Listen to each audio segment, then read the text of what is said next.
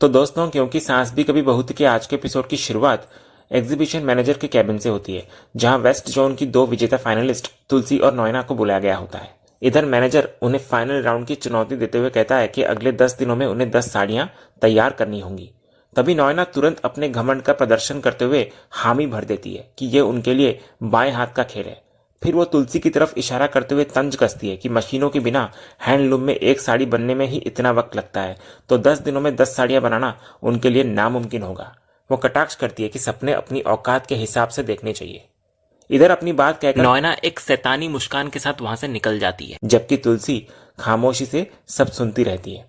दूसरी तरफ इधर बाहर आकर नोएना अपनी बहन सुचित्रा को बताने लगती है कि चाहे कुछ भी हो जाए, वो तुलसी को जीतने नहीं देगी। उसका मानना होता है कि तुलसी तो हमेशा से एक हाउसवाइफ रही है और बिजनेस की असली समझ सिर्फ नोएना और मिहिर को है। सुचित्रा उसे आगाह करती है कि तुलसी की छोटी सी बंधेज कंपनी ने टॉप 2 में जगह बना ली है, इसलिए उसे हल्का नहीं समझना चाहिए। लेकिन नोएना पूरे आत्मविश्वास से कहती है कि हाथ से काम करने वालों के लिए इतने कम समय में टारगेट पूरा करना इम्पॉसिबल है, इसलिए उसे हारने का कोई डर नहीं है।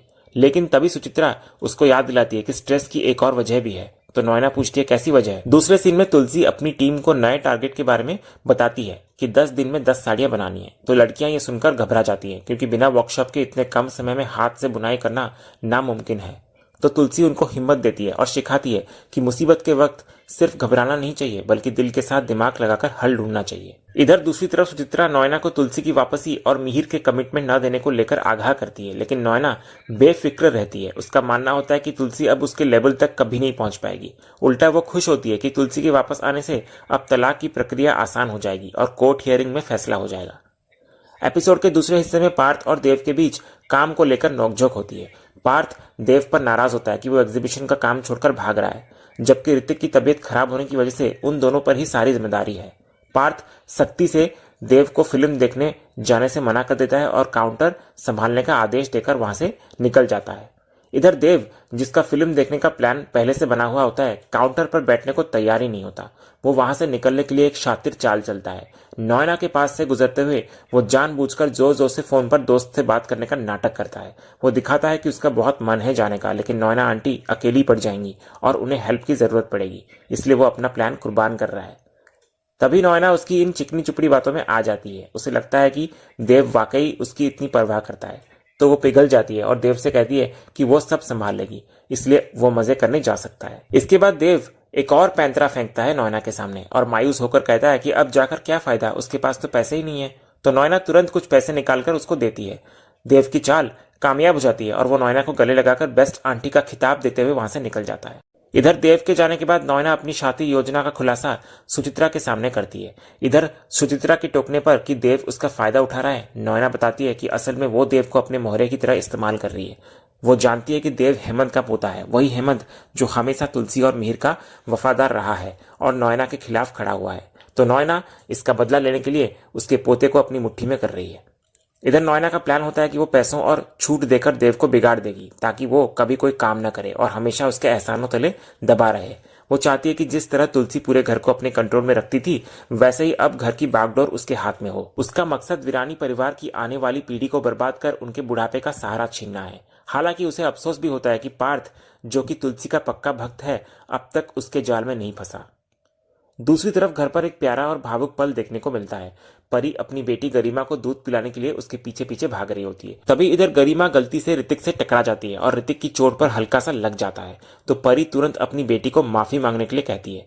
तो इधर नन्ही गरिमा कान पकड़कर ऋतिक से सॉरी बोलती है। ये मासूमियत देखकर ऋतिक अपना दर्द भूल जाता है और उसे गोद में उठा लेता है। वो उसको प्यार से समझाता है कि मामा में 2 बार माँ आता है, इसलिए मामा को सॉरी नहीं बोलते बल्कि ढेर सारा प्यार करते हैं। जब गरिमा उसके गाल पर किस करती है तो ये नजारा देखकर इधर परी की आंखें नम हो जाती है। एपिसोड के दूसरे हिस्से में मिहिर को एक फोन कॉल आता है और वो कॉल होता है बाबजी का, जिसको देखकर मिहिर बुरी तरह घबरा जाता है। इधर नोएना अंदाजा लगाती है कि यह शायद लोन की किस्त के लिए बाबजी का फोन है, क्योंकि घर गिरवी पड़ा है और उन्होंने काफी समय से पैसे नहीं चुकाए हैं। तो मिहिर झिझकते हुए फोन उठा लेता है और स्पीकर पर डाल देता है। इधर उम्मीद के विपरीत बाबजी पैसे मांगने के लिए नहीं, बल्कि अपने पोते के बेटे की शादी का न्योता देने के लिए फोन करते हैं। वो पुराने रिश्तों का हवाला देते हुए पूरे वीरानी परिवार को सूरत आने का आदेश देते हैं और उनकी एक खास कंडीशन भी होती है कि तुलसी बहू सबसे पहले आनी चाहिए। तो इधर बाबजी अपना हुक्म सुनाकर फोन काट देते हैं, जिससे मिहिर को कुछ कहने का मौका ही नहीं मिलता। फिर फोन करते ही मिहिर परेशान हो जाता है, लेकिन नॉयना इसे एक मौका मानती है। वो सोचती है कि शादी में जाकर वे बाबजी से लोन चुकाने के लिए और मोहलत मांग लेंगे। फिर वो तय करती है कि वे सब शादी में चलेंगे। लेकिन ये सुनकर गायत्री भड़क उठती है और नॉयना को पागल करार देती है।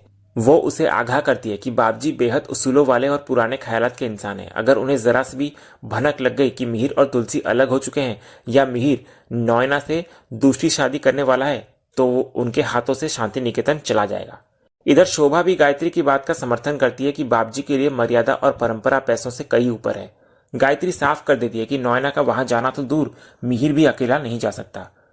इधर बाबजी के हुक्म के मुताबिक उसे तुलसी के साथ ही जाना पड़ेगा। यह सुनकर नॉयना के पैरों तले जमीन खिसक जाती है। इधर परी चिंता जताने लगती है कि मम्मा और पापा एक साथ कैसे जा सकते हैं, जिस पर गायत्री जवाब देती है कि अगर वे साथ नहीं गए तो शांति निकेतन हमेशा के लिए हाथ से निकल जाएगा। एपिसोड के अगले सीन में गायत्री तुलसी के पास एक आखिरी उम्मीद लेकर पहुंचती है। वो तुलसी से मिहिर के साथ सूरत जाकर शादी में शामिल होने की विनती करती है, ताकि शांति निकेतन को बिकने से बचाया जा सके।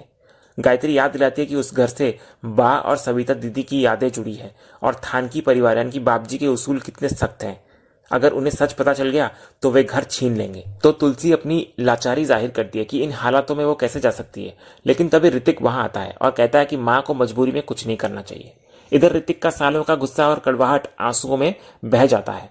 वो तुलसी के पास आता तो है, लेकिन उसे गले लगाने से रोकता है, ये कहकर कि वो इसके लायक नहीं है। वो मानता है कि उसने अपने दुख को इतना बड़ा बना लिया था कि उसे अपनी माँ का दर्द दिखा ही नहीं।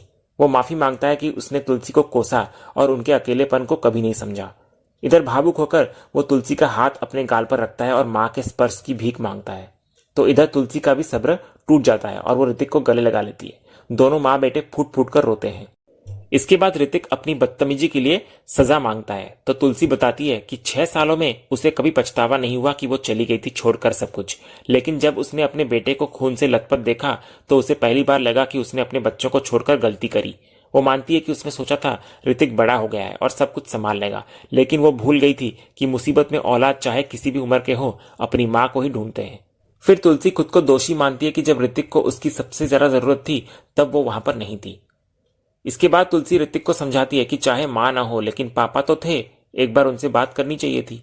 फिर वो भरोसा दिलाती है कि उनके आपसी झगड़े चाहे कितने भी बुरे हों, लेकिन वे अपनी औलाद की बलि कभी नहीं चढ़ाएंगे। इसके बाद तुलसी ऋतिक से कसम लेती है कि आगे से ऋतिक कभी कमजोर नहीं पड़ेगा और जरूरत पड़ने पर अपने माता पिता के पास जरूर आएगा। तो ऋतिक भी इधर अपनी माँ की बात मानता है और दोनों के बीच एक प्यारा भरा पल साझा होता है। इसके बाद ऋतिक साफ कहता है अपनी माँ से कि शांति निकेतन की हालत के लिए वो जिम्मेदार नहीं है और पापा के धोखे के बाद उसे कंप्रोमाइज करने की कोई जरूरत नहीं है। गायत्री भी ऋतिक का साथ देती है और तुलसी से कहती है कि वो वही करे जो उसका दिल कहे, मजबूरी में कोई फैसला ना ले। तो तुलसी इस पर खामोश रह जाती है। दूसरे सीन में नॉयना मिहिर से शिकायत करती है कि जब से बाबजी का फोन आया है घर का माहौल बहुत तनावपूर्ण हो गया है। वो गायत्री चाची पर भी निशाना साधते हुए कहती है कि वे बेवजह ओवर रिएक्ट कर रही हैं। नॉयना के मुताबिक पति पत्नी का अलग होना या तलाक लेना आज के जमाने में एक बहुत ही नॉर्मल बात है, जिसे लेकर घर वाले इतना हंगामा खड़ा कर रहे हैं।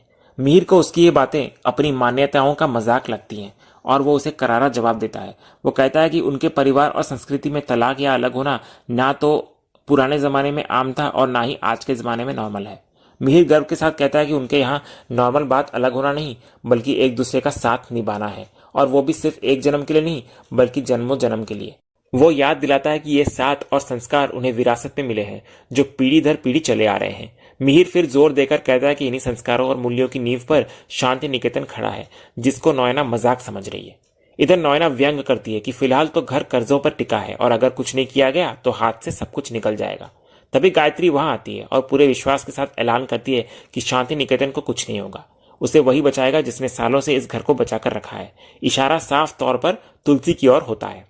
एपिसोड के आखिरी सीन में अंगद अपनी माँ से सवाल करता है कि उन्हें शांति निकेतन को बचाने की क्या जरूरत है, यह उनकी जिम्मेदारी नहीं है। वो नाराज होता है कि माँ को पापा की पत्नी बनकर सूरत क्यों जाना पड़ रहा है। तो तुलसी उसको समझाती है कि वो ये सब मिहिर के लिए नहीं बल्कि अपने बच्चों और परिवार के लिए कर रही है। वो नहीं चाहती कि उसका परिवार सड़क पर आ जाए। इधर अंगद की चिंता को समझते हुए तुलसी एक कड़वा सच भी बोलती है कि उसने भले ही शांति निकेतन छोड़ दिया हो, लेकिन शांति निकेतन ने उसे कभी नहीं छोड़ा। वो पूरे हक से कहती है कि वो घर आज भी उसका है और इसी सीन के साथ ही आज का ये एपिसोड यहीं खत्म होता है। तो दोस्तों, आज का ये वीडियो आपको कैसा लगा कमेंट के माध्यम से हमें जरूर कहिएगा, और कमेंट में हाइप करना भी मत भूलिएगा, और वीडियो को लाइक शेयर सब्सक्राइब करना भी मत भूलिएगा, ताकि ऐसे ही रोज लेटेस्ट एपिसोड के अपडेट्स आप हमारे इस चैनल पर पा सकें। तो मिलते हैं हम एक नया एपिसोड के रिव्यू में, तब तक के लिए नमस्कार।